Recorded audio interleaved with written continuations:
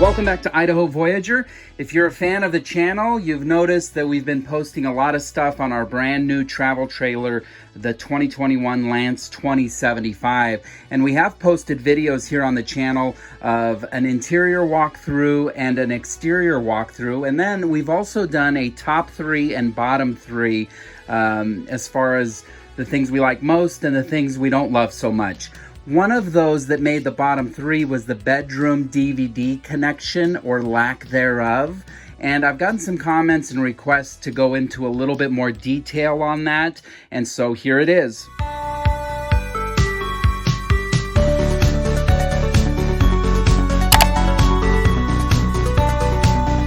All right, so the Lance 2075 model, it comes with the option to have 2 TVs. One is in the dinette area, pretty much in the hall. It kind of swivels out and can be directed towards the dinette. And then the other TV is going to be in the bedroom. And so we ordered this from the factory, so we got to pick the options we wanted and the options that we didn't want. And we decided we did not want to have the TV in the hallway, and we just needed one in the bedroom. So we ordered it that way. When we got it on delivery, come to find out, the DVD player was not internally connected to the TV in the bedroom at the factory. With this model, the DVD player is actually in the dinette. And so I never thought to ask. I thought it was just a given. If they're going to put a TV in the camper, they would have it connected to the only DVD player in the camper. That was not the case. And so we had to do a workaround. And so what we wound up doing, and the dealer on the day we picked it up actually got this done for us, which was great. Above the DVD player, there's a little cavity there where you can store some things. There's also a power outlet and some components there to plug into satellite and some HDMIs. So the first step here, he had to loop the 2 HDMI outlets there. So he just took one HDMI cord and, as you can see, looped it coming out one and in the other. So that's the first piece. The second piece then is in the dinette hallway area where the other TV would go.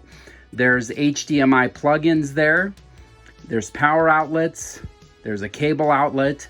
So in this particular area, you have to use a Rockfish HDMI 4K signal booster, because the problem we were having, there was a lot of noise in the TV picture. It was not clear, so we had to use this booster, and basically we plug it in to both HDMI outlets, so effectively another loop here, and then you plug in the power for the Rockfish HDMI 4K signal booster. And that pretty much did the trick. We've been able to watch DVDs in the trailer. They're very clear. The speakers play above the bed, which is great. So it works very, very well.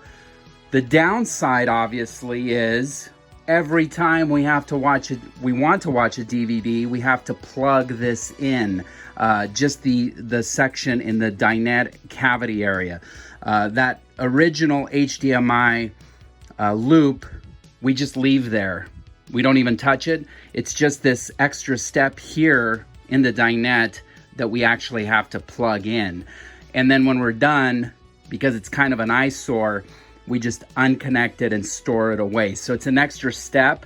For a trailer of this quality and of this value in terms of what we paid for it, it's a disappointment that we have to do this step, but at least it works. And if Lance is watching this video by chance, if you're gonna put a DVD player in the trailer, you'll wanna go ahead and plug it in to the TV, whichever one the customer chooses. That would be the best. So wanted to put this out there to make sure people are aware of the situation and give you a little bit more detail on how we make it work for ourselves.